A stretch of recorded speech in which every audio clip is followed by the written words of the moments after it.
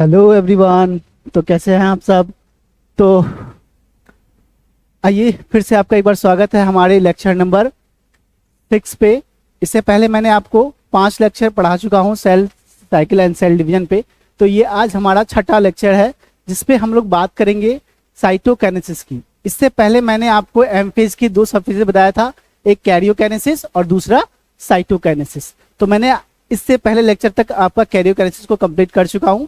अब आप लोग देखेंगे साइटोकाइनेसिस क्या होता है, कि क्या मतलब है साइटोकाइनेसिस का और ये होता क्या है, उसकी बात करेंगे। आइए समझते हैं हम लोग कि साइटोकाइनेसिस होता क्या है। अगर मैं आपसे देखूं कि साइटोकाइनेसिस, तो देखिए साइटोकाइनेसिस चलिए साइटोकाइनेसिस से पहले थोड़ा सा और हम लोग कुछ समझते हैं कि एम फेज में कैसे डिवाइड किया था मैंने इसको। देखिए मैंने आपको बताया था एम फेज, ठीक है, एम फेज सेल साइकिल का एम फेज। और एम फेज में मैंने आपको बताया कि एम फेज अपने पास 2 तरीके से होते हैं, मतलब डिविजुअल फेज 2 तरह का। एक को हमने नाम दिया था कैरियोकाइनेसिस। कैरियोकाइनेसिस मतलब क्या था इसका, कि डिवीजन ऑफ न्यूक्लियस। पहले तो डिवीजन ऑफ न्यूक्लियस होगा, फिर उसके बाद मैंने आपको बताया था साइटोकाइनेसिस, जो हम इस लेक्चर में डिटेल में देखेंगे क्या होता है साइटोकाइनेसिस। क्लियर है क्या। देखिए मैंने आपको बताया था कैरियोकाइनेसिस का मतलब, कि कैरियोकाइनेसिस का मतलब होता है डिवीजन ऑफ न्यूक्लियस। क्या nucleus, division of nucleus. Nucleus का डिवीजन कहलाता है कैरियोकाइनेसिस। उसी तरह से आपको मैंने बताया था डिवीजन ऑफ साइटोप्लाज्म। अगर डिवाइड कर रहा है साइटोप्लाज्म तो क्या बोलेंगे इसको हम लोग, साइटोकाइनेसिस बोलेंगे। ठीक है, 2 प्रोसेसेस देखने को मिल रहा था हमें आपके एम फेजेस में। और आगे समझिए, ये जो मैंने आपको प्रोफेज पढ़ा के लाया, इसमें 4 फेजेस पढ़ाया मैंने आपको। प्रोफेज पढ़ाया, फिर मैंने आपको पढ़ाया मेटाफेज, फिर मैंने आपको पढ़ाया मेटाफेज पढ़ाया, फिर मैंने आपको पढ़ाया एनाफेज के बारे में, एनाफेज के बारे में पढ़ाया मैंने, फिर मैंने लास्ट में आपको पढ़ाया टीलोफेज के बारे में, टीलोफेज के बारे में। क्लियर। इससे यहां तक हम लोग पूरा डिटेल में इसको पढ़ चुके हैं। प्रोफेज क्या होता है, मेटाफेज क्या होता है और एनाफेज क्या होता है, टीलोफेज क्या होता है। आज जो हम लोग डिस्कस करेंगे, आज जो हम लोग पढ़ेंगे उसका नाम है साइटोकाइनेसिस। ठीक है, डिवीजन ऑफ साइटोप्लाज्म। ये फर्दर हमें 2 तरह के दिखाई देते हैं। ये 2 तरह से होते हैं। एक को बोलते हैं हम लोग cell furrow method, cell furrow method, जो कि हमें एनिमल सेल में देखने को मिलता है कि सेल फरो मेथड होता है यहाँ पे। दूसरा होता है अपने पास cell plate method, cell plate method, cell plate method. ये सब क्या होते हैं, किसका नाम है, सब हम लोग डिस्कस करेंगे डिटेल में। तो आइए हम लोग अब लगाते हैं हेडिंग साइटोप्लाज्म को और देखते हैं एक्चुअल में होता क्या। उससे पहले आप एक बात जो नीट में पूछी जाती है और आपकी कॉन्सेप्ट के लिए बहुत जरूरी है, कि 2 प्रोसेस जो मैं डिस्कस कर रहा हूं पे, कैरियोकाइनेसिस और साइटोकाइनेसिस, इनमें से पहले क्या होगा, पहले कैरियोकाइनेसिस होता है, फिर बाद में साइटोकाइनेसिस। मैंने आपको लिए एक साइकिल भी बताया था आपके लिए, एक बार मैं फिर से रिकॉल कर देता हूं, क्योंकि पहले लेक्चर का था वो, तो मैं एक बार रिकॉल कर देता हूं। क्या था अपने पास, एक बार देख लीजिए मेरे साथ, कि सबसे पहले होता है अपने पास G1, फिर होता है अपने पास S, फिर होता है अपने पास G2, फिर होता था अपने पास एम फेज। याद है कुछ हो, इस तरह से एम फेज होता था। अब एम फेज के भी 2 पार्ट हो जाते हैं, एक होता है कैरियोकाइनेसिस और दूसरा होता है, पहले कैरियोकाइनेसिस हो जाएगा, फिर क्या हो जाएगा अपने पास, साइटोकाइनेसिस हो जाएगा। ये बात भी ख्याल रखेंगे कि पहले कौन चीज कैसे होगा। पहले पहले G1, पहले G1 होगा, फिर S होगा, फिर G2 होगा, फिर एम फेज होगा। एम फेज में भी पहले क्या होगा, कैरियोकाइनेसिस, फिर क्या होगा अपने पास, साइटोकाइनेसिस। क्लियर है क्या। अगर इतनी सी बातें क्लियर है तो आगे हम लोग डिस्कस करेंगे डिटेल में साइटोप्लाज्म को। तो आप लोग हेडिंग लगाइए साइटोप्लाज्म, साइटोप्लाज्म क्यों हेडिंग लगा, साइटोकाइनेसिस हेडिंग लगा बच्चों को। चलो अपना जो हेडिंग है वो है साइटोकाइनेसिस, साइटोकाइनेसिस, साइटोकाइनेसिस मतलब क्या होगा बच्चे लोगों, देखो साइटो टर्म यूज कर रहे हैं हम लोग साइटोप्लाज्म के लिए। किसके लिए, साइटोप्लाज्म के लिए। सिंपल सा मतलब है इसका, डिवीजन ऑफ साइटोप्लाज्म। क्या हो जाएगा इसका डेफिनेशन बच्चे लोगों, division of cytoplasm, division of cytoplasm. मतलब सिंपल सा है कि अगर आपका साइटोप्लाज्म डिवाइड कर जाता है तो इस प्रोसेस को क्या बोलते हैं हम लोग, साइटोकाइनेसिस बोलते हैं। साइटो का मतलब साइटोप्लाज्म, काइनेसिस का मतलब होता है टूटना, ब्रेक होना। जैसे मैंने आपको कैरियोकाइनेसिस पढ़ाया था, कैरियो का टर्म यूज करते हैं हम लोग न्यूक्लियस के लिए। काइनेसिस का मतलब होता है टूटना। जैसे आपका न्यूक्लियस टूटता था, वैसे आपका क्या टूटेगा, आपका साइटोप्लाज्म डिवाइड हो जाएगा दो हिस्सों में। क्लियर है क्या?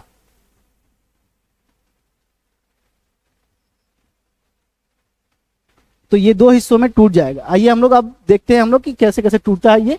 अब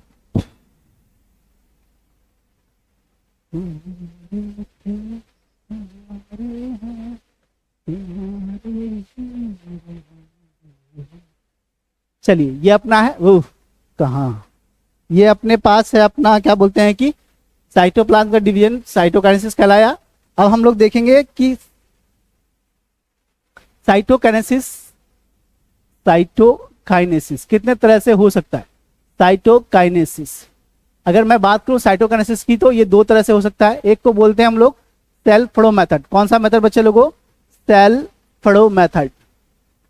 सेल फ्लो मेथड का मतलब क्या है कि फ्लो के द्वारा एक ना सेल साइटोप्लाज्म डिवाइड करेगा।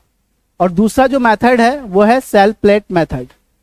सेल प्लेट मेथड, दो तरह से हमारा साइटोप्लाज्म डिवाइड हो सकता है। दोनों आपके सामने है। एक का नाम है सेल फ्लो मेथड और दूसरे का नाम है सेल प्लेट मेथड। समझते हैं ये सब होते क्या हैं। आइए, सेल फ्लो मेथड हमें देखने को जो मिलता है वो मिलेगा हमें एनिमल सेल में। किसमें बच्चे लोगों? एनिमल सेल में। देखिए, अगर मान लीजिए आपके पास कोई एनिमल सेल है, उसको साइटोप्लाज्म को डिवाइड करना है, तो वो कुछ इस तरह से डिवाइड करेगा, एक फ्लो बना लेगा। फ्लो मतलब क्या होता है जी? धसा हुआ पार्ट, गड्ढा। ठीक है, देखिए एक कंटिन्यूअस सेल होना चाहिए था, लेकिन यहाँ पे एक गड्ढा है। इधर से देख पा रहे हो ये गड्ढा है, इधर से ये देख पा रहे हो ये गड्ढा है। और मान के चलो ये सेल का ना सेंटर है, सेंटर।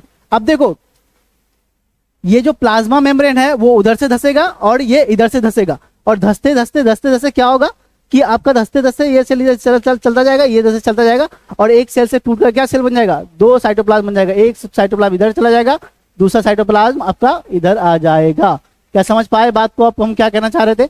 यहाँ पे पहले एक फ्लो बनेगा। कैसा है बच्चे लोगों? इसका नाम क्या होता है? इसका फ्लो। फ्लो मतलब धसा हुआ पार्ट, फ्लो बन गया। अब देखो, ये हमें केवल एनिमल सेल में देखने को मिलता है। कहाँ पे देखने को मिलेगा? सिर्फ एनिमल सेल में। ये हमें प्लांट सेल में देखने को नहीं मिलेगा। ये बात याद रखेंगे, ये हमें एनिमल सेल में दिखाई देगा। दूसरी बात, आप जब फिजिक्स पढ़ते हैं तो वहां पे दो फोर्स पढ़ते हैं, एक तो सेंट्रीपिटल एंड दूसरा सेंट्रीफ्यूगल।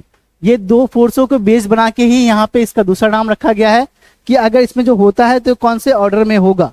तो जैसा कि आप लोग फिजिक्स में पढ़ते हैं कि अगर कोई चीज सर्कल में ऐसे अगर रोटेट कर रही है, तो सर्कल में रोटेट, तो इसके बाहर अगर मान लो ये कोई पत्थर है, मान लेते हैं ये कोई पत्थर है अपने पास, अगर इसको ना एक रस्सी से बांध के हम ऐसे ऐसे मतलब इस तरह से अगर रोटेट कर रहे हैं, या फिर ये मान लीजिए कि आप जो मेला में जो वो रोटेटिंग जो मतलब चरखे होते हैं उस पर अगर बैठे हैं, तो कौन कौन सा फोर्स लगता है। मान लेते हैं कोई बच्चा है जो इसको पत्थर को घुमा रहा है, तो अब ये क्या होगा इनके साथ कि इधर भी एक फोर्स लगता है जिसको हम लोग बोलते हैं सेंट्रीफ्यूगल फोर्स। क्या बोलेंगे इसको हम लोग बच्चे लोगों? Centrifugal force. जो बाहर की तरफ जो फोर्स लगता है उसका नाम है सेंट्रीफ्यूगल फोर्स, और जो अंदर की तरफ फोर्स जो इसको इधर अंदर की तरफ खींचेगा उसका नाम है सेंट्रीपिटल फोर्स। सेंट्रीपिटल फोर्स,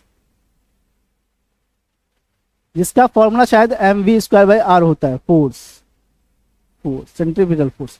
अब देखिए, मैंने आपको क्या बोला कि अगर ये अपना सेंटर है, अगर ये अपना सेंटर है, तो सेल में किधर की तरफ धस रहा है? अंदर की तरफ। तो इसमें कौन सा ऑर्डर हो जाएगा? ये सेंट्रीपिटल ऑर्डर हो जाएगा। तो ध्यान रखेंगे ये किस ऑर्डर में होता है? ये सेंट्रीपिटल ऑर्डर में होता है। सेंट्रीपिटल ऑर्डर में देखने को मिलेगा ये आपको। क्यों सेंट्रीपिटल ऑर्डर? क्योंकि यहाँ पे सेंटर की तरफ आपका प्लाज्मा में धस रहा है, इसलिए इसको हम लोग सेंट्रीपिटल कहते हैं। आइए अब हम लोग समझेंगे सेल प्लेट मेथड, जो कि हमें एक प्लांट सेल में देखने को मिलेगा।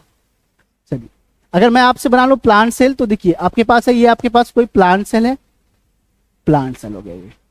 अब प्लांट सेल के बीचों बीच मान लेते हैं सेंटर पे है एक सेल है इस तरह का। अब यहाँ पे क्या होगा बच्चे लोगों कि यहाँ पे ना फ्रैग्मोप्लास्ट का ना फॉर्मेशन होगा। फ्रैग्मोप्लास्ट क्या होता है कि आपके गोल्जी वेसिकल और स्पिंडल माइक्रोट्यूब्यूल्स मिलकर के एक लेयर बनाएंगे, और उसको हम लोग फ्रैग्मोप्लास्ट बोलते हैं। कैसे लेयर बनाएंगे सुनिए। ये ना बाहर की तरफ लेयर इस तरह से बनाते चले जाएंगे, एक लेयर बनाते चले जाएंगे, एक प्लेट लाइक स्ट्रक्चर बनाते चले जाएंगे, इस तरह से एक प्लेट का फॉर्मेशन होता हुआ चला जाएगा। ये मान लीजिए प्लेट का फॉर्मेशन हो गया, इसको क्या बोलते हैं हम लोग, सेल प्लेट मेथड। मान लेते हैं कि ये आपका बीच में सेंट्रोमियर था, सेंटर था, इसके बाहर ना एक नया लेयर का फॉर्मेशन हो गया जिसका नाम रखा हमने, ये वाला जो लेयर है इसको नाम रख देंगे हम लोग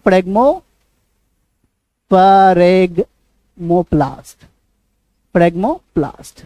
ठीक है बच्चे लोगों, फ्रैग्मोप्लास्ट का फॉर्मेशन कहां पे होगा, हमारे प्लांट सेल में होगा, जहां पे सेल प्लेट मेथड। और ये जो फ्रैग्मोप्लास्ट है ना, ये एक प्लेट की तरह दिखेगा, एक प्लेट की तरह स्ट्रक्चर बन जाएगा, इसीलिए इसको हम लोग कौन सा मेथड कहा है, इसको हमने सेल प्लेट मेथड कहा है। दूसरा बात ये ख्याल रखेंगे कि इसका जो फॉर्मेशन हुआ था वो अंदर की तरफ धस के हुआ था, पर इसका फॉर्मेशन ना बाहर की तरफ ऐसे ऐसे हुआ है। अब बाहर की तरफ हुआ है तो इसका ऑर्डर क्या हो जाएगा, इसका ऑर्डर हो जाएगा सेंट्रीफ्यूगल ऑर्डर में ये चीजें होती है। सबसे पहला लाइन तो हम ये जानेंगे कि ये हमारे प्लांट सेल में देखने को मिलेगा, एनिमल सेल में देखने को नहीं मिलेगा। प्लांट सेल में ये, और दूसरा जो ऑर्डर होगा वो कैसा ऑर्डर हो जाएगा, सेंट्रीफ्यूगल। क्यों, क्योंकि ये जो फ्रैग्मोब्लास्ट का जो फॉर्मेशन हो रहा है वो अंदर से बाहर की तरफ हो रहा है, और अंदर से बाहर जो फोर्स लग रहा है तो जो सर्कुलर मोशन में, उसको नाम क्या दिया था, सेंट्रीफ्यूगल फोर्स। तो इसीलिए ये सेंट्रीफ्यूगल ऑर्डर में होगा। ये दो बातें याद रखेंगे आप लोग, और यहां से ज्यादा कुछ पूछा नहीं जा सकता आपको, सेंट्रीफ्यूगल ऑर्डर। ठीक है, चलिए एक बार मैं फिर से आपको रिकॉल करता हूँ इन सब बातों को, कि एक साइटोप्लाज्म, एक सेल का साइटोप्लाज्म दो तरह से डिवाइड हो सकता है। एक का नाम है सेल फ्लो मेथड, ये केवल हमें एनिमल सेल में दिखाई देगा, प्लांट सेल में दिखाई नहीं देगा। दूसरा है अपने पास सेल प्लेट मेथड, जिसमें एक प्लेट का फॉर्मेशन होगा जिसको हम लोग फ्रैग्मोब्लास्ट कहते हैं, और उस प्लेट के थ्रू ये टूट करके अलग बन जाएगा, एक अलग, मान लीजिए ना एक सेल ये टूट के अलग बन गया और ये दूसरा अलग, दो साइटोप्लाज्म आपका अलग अलग हो गया। तो इस तरह से एक प्लेट के फॉर्मेशन के थ्रू दो सेल अलग अलग हो गए, तो इसीलिए इसको हम लोग सेल प्लेट मेथड बोला। अब ये इंटरेस्टिंग बात, एक सवाल यहाँ पे ये आ रहा है कि भाई जब दोनों सेल है तो दोनों में एक तरह का क्यों नहीं हो पाएगा। हम ये भी कह सकते हैं कि आपका ना सेंट्रीफ्यूगल जो है, सॉरी सेल फ्लो मेथड है, वो आपके प्लांट सेल में नहीं हो सकता, या सेल प्लेट मेथड आपके एनिमल सेल में नहीं हो सकता। क्यों, देखिए यहाँ पे इसलिए नहीं हो सकता क्योंकि प्लांट में क्या होता है ना कि सेल वॉल होता है, प्लांट के पास क्या होता है बच्चे लोगों, सेल वॉल होता है, और सेल वॉल नॉन रिजिड है, हार्ड है, तो वो चीजों को धसने नहीं देगा, फ्लो बनाने नहीं देगा। जब फ्लो बनाने नहीं देगा तो सेल आपका सेल फ्लो मेथड से टूटेगा भी नहीं। सेल वॉल की वजह से ही ना दोनों अलग अलग रास्ते अपनाए हैं, एक सेल फ्लो मेथड पे चला गया एनिमल सेल, और प्लांट सेल किस में चला जाता है बच्चे लोगों, प्लांट सेल चला गया आपका कौन सा मेथड में, सेल प्लेट मेथड में। क्लियर होगा, उम्मीद है कि आपको ये मेथड समझ में अच्छे से आया होगा। अब हम लोग आगे बढ़ते हैं और थोड़ा सा जानते हैं फ्रैग्मोब्लास्ट के बारे में और सेल प्लेट के मेथड के बारे में क्या है ये सब। चलिए, जो अपना जो टॉपिक रह रहा है यहाँ पे वो है फ्रैग्मोप्लास्ट।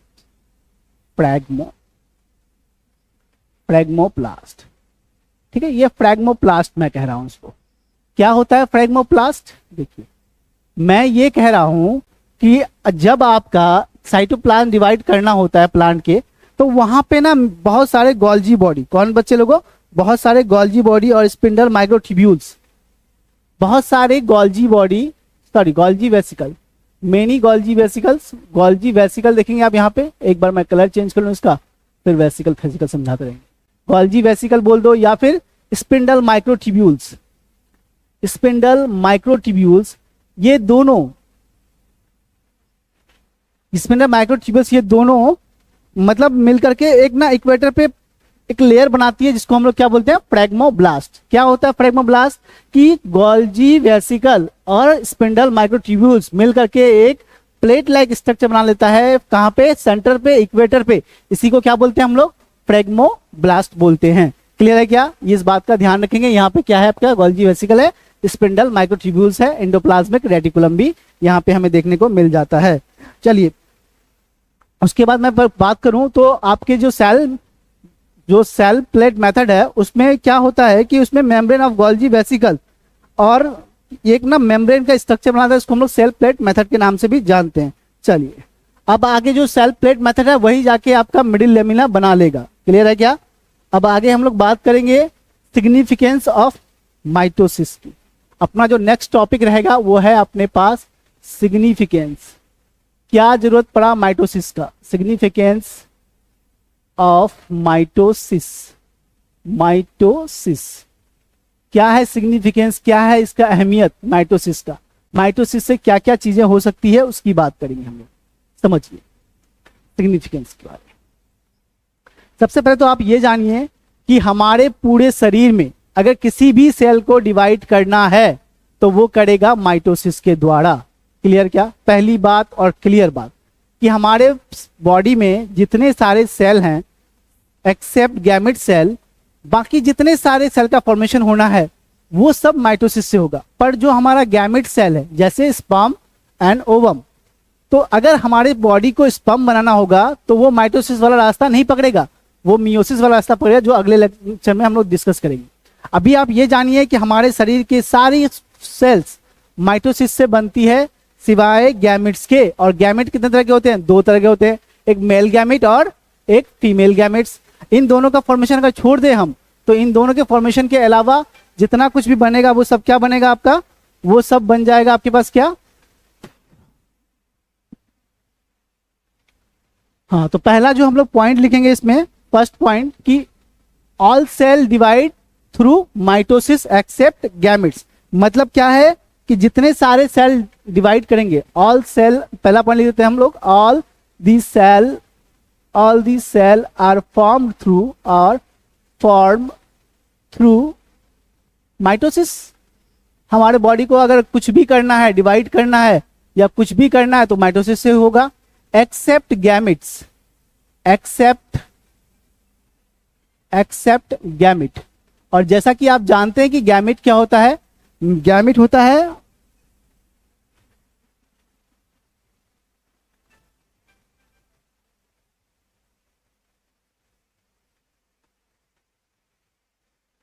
तो जैसा कि आप लोग जानते हैं कि गैमेट्स क्या होते हैं बच्चे लोगों? गैमेट्स का मतलब है स्पर्म और ओवम। जैसे मेल में बनता है स्पर्म और फीमेल में क्या बनता है बच्चे लोगों? ओवम।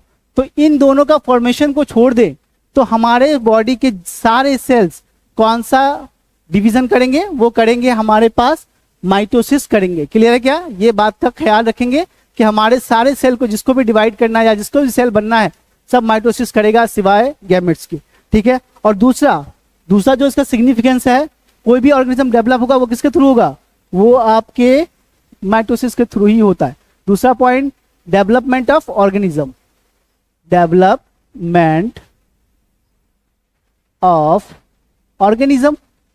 कोई भी ऑर्गेनिज्म डेवलप होगा तो वो किसके थ्रू होगा बच्चे लोगों? माइटोसिस के थ्रू ही होगा। तीसरा बात करूं मैं तो सेल टिश्यू रिपेयरिंग, आपका जो टिश्यू ब्रेक होगा, टिश्यू रिपेयर होने का काम करेगा, रिपेयर कर देगा बच्चे लोगों। ठीक है?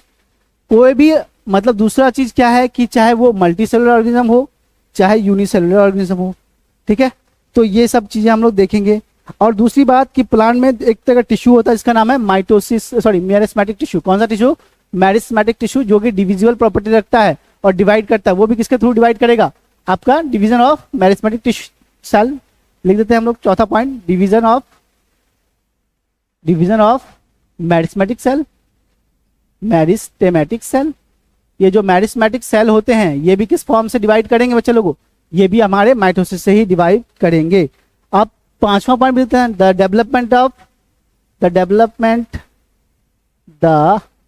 Development and growth. अगर किसी का डेवलपमेंट हो रहा है, ग्रोथ हो रहा है, वो भी किसके थ्रू होगा?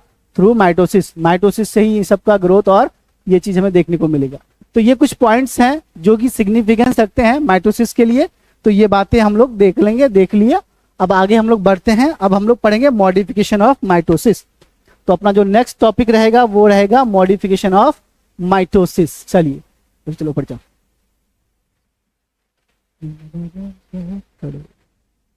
अपना जो टॉपिक है modification of mitosis, modification of mitosis, modification of mitosis, modification of mitosis. अभी दो तरह से पढ़ते हैं हम लोग माइटोसिस। एक को हम लोग बोलेंगे फ्री न्यूक्लियर डिवीजन, एक को बोलेंगे हम लोग free nuclear division, free nuclear division. दूसरे को हम लोग बोलेंगे एंडोमाइटोसिस, एंडोमाइटोसिस। प्यारे बच्चों तुम लोग देखो, थोड़ा सा समझो क्या होता है ये सब। प्री न्यूक्लियर डिवीजन क्या होता है वो समझो पहले, फिर हम लोग एंडोमाइटोसिस को भी बाद में समझेंगे। चलिए, pre mitosis, pre nuclear division का मतलब क्या है वो समझिए। मान लेते हैं ना कि हमारे पास कोई सेल है, ये मैंने माना अपने पास कि ये सेल है। अब इस सेल को डिवाइड करना है तो इस सेल में पहले क्या होगा बच्चे लोगों, इस सेल में पहले कैरियोकाइनेसिस होना चाहिए था। पहले इंटरफेस तो होना ही है, इंटरफेस के बाद कैरियोकाइनेसिस होना था। ठीक है, कैरियोकाइनेसिस का मतलब क्या है कि कैरियोकाइनेसिस का मतलब कि न्यूक्लियस डिवाइड कर जाए, एक न्यूक्लियस टूट करके दो न्यूक्लियस बन जाए। मान लो इस सेल में एक से दो न्यूक्लियस बन गया। ठीक है, हमारे पास पहले एक न्यूक्लियस था, कैरियोकाइनेसिस हुआ और दो न्यूक्लियस बन गया। अब यहाँ पे हुआ क्या कि अब इसके बाद किसकी बारी थी, इसके बाद बारी थी साइटोप्लाज्म को डिवाइड होने की, पर यहाँ पे साइटोप्लाज्म फूफा बन गया। मतलब वो गुस्सा हो गया, वो डिवाइड नहीं कर रहा। कौन डिवाइड नहीं हो रहा है, साइटोप्लाज्म। न्यूक्लियस तो डिवाइड हो गया पर साइटोप्लाज्म डिवाइड नहीं हो रहा। साइटोप्लाज्म जब डिवाइड नहीं हो रहा तो अब की इस कंडीशन में क्या देखने को मिलेगा कि हमारे एक सेल में एक से ज्यादा न्यूक्लियस देखने को मिल रहा है। ये ऐसा क्यों हुआ, क्योंकि कैरियोकाइनेसिस हो गया भाई, पर साइटोकाइनेसिस नहीं हो पाया। जब साइटोकाइनेसिस नहीं हुआ तो साइटोप्लाज्म तो डिवाइड ही नहीं किया, बस न्यूक्लियस डिवाइड हो गया। तो इस कारण एक सेल में एक से ज्यादा न्यूक्लियस हमें देखने को मिल गया। इसी को क्या बोलते हैं हम लोग, प्री न्यूक्लियर डिवीजन। इसमें होता है कि एक सेल में एक से ज्यादा न्यूक्लियस हमें देखने को मिल जाता है। और इसका बेस्ट एग्जाम्पल है कोकोनट वाटर, यानी एंडोस्पर्म ऑफ कोकोनट। ठीक है, तो ये बात हम लोग ख्याल रखेंगे। चलिए, अगर मैं इसको लिखूं तो कहने का मतलब क्या है, इसका मतलब ये है karyokinesis does not follow by the karyokinesis, kinesis does not followed by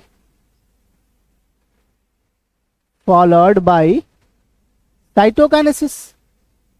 cytokinesis बच्चे समझ जाओ क्या कहना चाह रहे हैं कि कैरियोकाइनेसिस तो हो गया पर साइटोकाइनेसिस नहीं हो रहा। जब साइटोकाइनेसिस नहीं हो रहा होगा तो फिर क्या होगा, आपके सेल में मल्टी न्यूक्लिएटेड कंडीशन आ जाएगा। क्या आएगा बच्चे लोगों, मल्टी न्यूक्लिएटेड कंडीशन देखने को मिल जाएगा आपको। जैसे ही मल्टी कंडीशन देखने को कहाँ मिलता है, ये भी ध्यान रखेंगे, इंपॉर्टेंट है। तो मैं इसलिए इसको थोड़ा सा स्टार लगा के लिखा देता हूँ। कहाँ देखने को मिलेगा, ये देखने को मिल जाएगा हमें coconut water, endosperm of coconut, endosperm of coconut. Coconut जो कोकोनट का जो लिक्विड पार्ट है ना, उसमें यही सारी चीज देखने को मिलता है कि आपके उस सेल में तो कैरियोकाइनेसिस हो जाता है पर साइटोकाइनेसिस नहीं हो पाता है। ठीक है, अब हम लोग जो सेकेंड बात करेंगे एंडोमाइटोसिस की।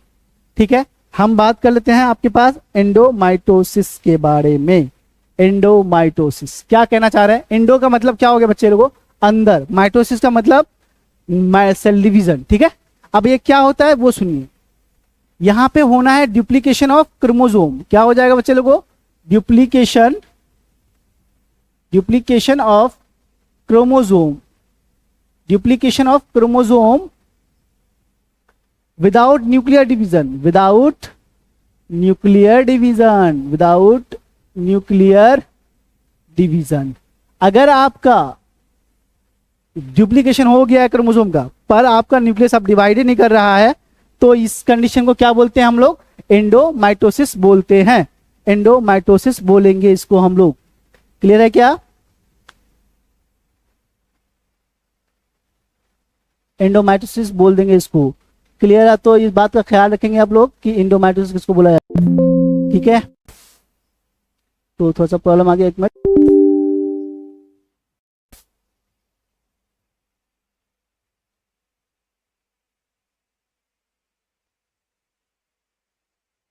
हाँ, तो आइए अब लोग एंडोमाइटोसिस को समझ गए। और ना इसके कारण क्या होगा, सेल में पॉलीप्लॉइडी देखने को मिल जाएगी। क्या देखने को मिलेगा बच्चे लोगों, लीड टू पॉलीप्लॉइडी, मतलब सेल में लीड टू पॉलीप्लॉइडी हो जाएगी। लीड टू पॉलीप्लॉइडी, पॉलीप्लॉइडी मतलब क्या हो जाएगा, एक सेल में आपका क्रोमोसोम के जो कंडीशन है वो बढ़ जाएगा, पॉलीप्लॉइडी देखने को मिल जाएगा।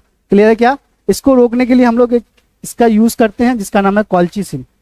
कॉल्चिसिन बात करेंगे हम लोग, कॉल्चिसिन होता क्या है अभी एक मिनट में हम लोग बात कर लेंगे इसके पास, नेक्स्ट स्लाइड में ही कॉल्चिसिन होता क्या है। चलिए एक बार फिर से समझ लीजिए ये चीजें क्या मैंने बताई आपको। ये मॉडिफिकेशन है माइटोसिस का। ठीक है, मॉडिफिकेशन है माइटोसिस का। माइटोसिस में क्या होना था कि एक बार तो भाई कैरियोकाइनेसिस हो गया पर साइटोकाइनेसिस नहीं हुआ, इसको हमने कहा फ्री न्यूक्लियर डिवीजन। फिर दूसरा क्या है कि इन क्रोमोसोम का डुप्लीकेशन हो गया, आपका न्यूक्लियस डिवाइड नहीं कर रहा है, तो कैसा कंडीशन कहलाएगा, एंडोमाइटोसिस। चलिए अब आगे हम लोग थोड़ा बात करेंगे कॉलचिसिन के बारे में, कभी कभी नीट में यहाँ से पूछ देता है कॉलचिसिन क्या है नहीं है, उसकी बात कर लेते हैं हम लोग, फिर आगे देखते हैं। चलिए ये कॉलचिसिन, कॉलचिसिन इसको ना हम लोग माइटोटिक पॉइजन्स के नाम से जानते हैं। किस नाम से जानेंगे बच्चे इसको हम लोग, माइटोटिक पॉइजन्स के नाम से। ये कहलाता है हमारे पास माइटोटिक पॉइजन्स, माइटोटिक पॉइजन्स, जहर। माइटोटिक पॉइजन के नाम से इसको जानते हैं। क्यों जानते हैं ये भी जान लीजिए, क्योंकि ना ये क्या कर देता है कि ये ना अरेस्ट कर लेता है स्पिंडल फाइबर के फाइबर को, ठीक है। फॉर्मेशन ऑफ स्पिंडल फाइबर को क्या कर लेगा बच्चे लोगों, ये जो कॉलचिसिन है ना, ये formation of spindle arrest, formation of arrest, formation of spindle fibre, formation of spindle fibre. कौन सा फाइबर बच्चे लोगों, स्पिंडल फाइबर। अगर स्पिंडल फाइबर बनेगा ही नहीं तो वो काइनेटोकोर से जुड़ेगा कैसे, काइनेटोकोर से जुड़ेगा तो फिर आपका जो क्रोमोसोम को टूटना था वो क्रोमोसोम टूट नहीं पाएगा। तो इस कंडीशन में आप लोग देखेंगे कि कॉलचिसिन थोड़ा याद रख लेंगे, ठीक है। अब हम लोग जो बात करेंगे वो है हमारे पास एक स्पेशल टाइप का डिवीजन जिसको हम लोग कहते हैं एमाइटोसिस। एक स्पेशल टाइप का डिवीजन है जिसका नाम है एमाइटोसिस। ये अलग से पढ़ रहे हैं, क्यों, क्योंकि ये ना सिर्फ हमें बैक्टीरिया में दिखाई देता है, इसीलिए हम लोग इसको अलग से पढ़ रहे हैं, ठीक है। आइए क्या क्या है ये देखिए, एक माइटोसिस ना ये सबसे फास्टेस्ट डिवीजन होता है, फास्टेस्ट डिवीजन है। और दूसरी बात कि यहाँ पे कोई तैयारी नहीं होता है। जैसे मैंने आपको एक सेल डिवाइड करने के लिए इंटरफेस पढ़ाया, फिर एमफेस पढ़ाया, G1 S, सब कुछ सीक्वेंसली चलाया एकदम सिस्टमेटिक वे से कि ये होगा ये होगा ये होगा तब ये होगा, पर यहाँ पे ऐसा कुछ नहीं है। ए माइटोसिस फास्टेस्ट डिवीजन करता है, ना सोचता है ना समझता है, पटाख से डिवाइड करता है। कौन चीज डबल हुआ कौन चीज डबल नहीं हुआ कोई फर्क नहीं पड़ता सेल को। सेल का एक ही काम है भाई, पटाख से क्या हो जाओ, एक से टूट करके दो हो जाओ। और बैक्टीरिया में जनरली हमें क्या देखने को मिलता है बच्चे लोगों, एमाइटोसिस देखने को मिलता है। कहाँ देखने को मिलेगा एमाइटोसिस, ये हमें देखने को मिलेगा बैक्टीरिया में। क्लियर है क्या, अगर इतनी सी बात क्लियर है तो यहाँ पे हम लोग अपना खत्म कर रहे हैं किसको, माइटोसिस को। यहाँ पे अपना जो टॉपिक था माइटोसिस, वो माइटोसिस हुआ खत्म। अब हम लोग अगले लेक्चर में बात करेंगे मियोसिस के बारे में और देखेंगे मियोसिस होता क्या है। चलिए।